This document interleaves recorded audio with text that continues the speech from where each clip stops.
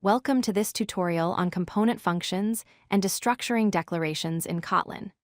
Destructuring is a powerful feature that makes working with data classes more convenient and expressive. In this video, we'll explore how data classes enable destructuring through automatically generated component functions, making your code cleaner and more readable. Destructuring is a convenient way to extract multiple values from a data class into separate variables in a single declaration. Instead of accessing each property individually, you can break down complex objects into individual pieces all at once.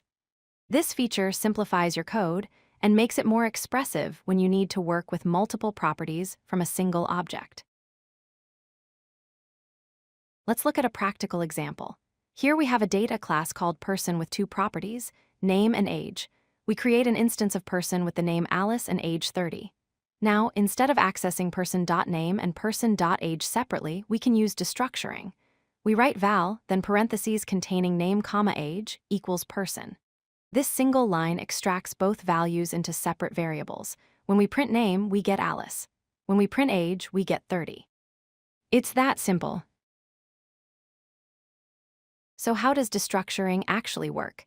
Behind the scenes, data classes automatically generate special functions called component functions for each property in the primary constructor. These are named componentN, componentN, componentN, and so on. Each component function corresponds to a property in the order they're declared. The Kotlin compiler uses these functions to enable destructuring declarations. When you write a destructuring declaration like val name, age equals person, the compiler translates it into component function calls.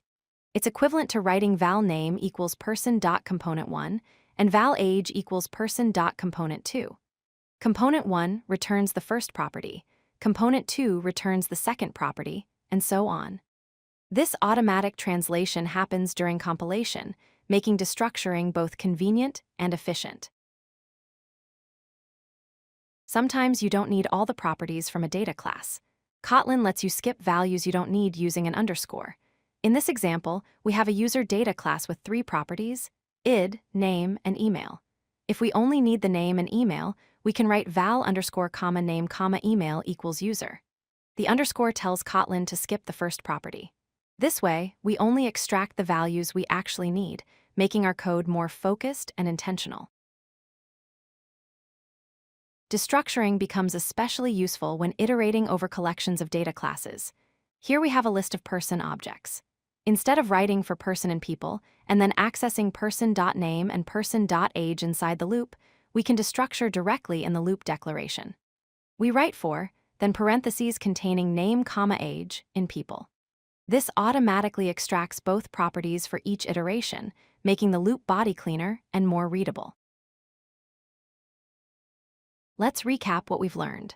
First, data classes automatically generate component functions for all properties in the primary constructor. Second, destructuring uses these componentN functions behind the scenes to extract values. Third, you can use underscore to skip unwanted values during destructuring. And finally, destructuring works seamlessly in loops and lambdas, making your code more concise and expressive. Component functions and destructuring are powerful features that demonstrate Kotlin's focus on developer productivity and code readability. If you like this video, hit that like button and don't forget to subscribe. Visit codelucky.com for more such useful content.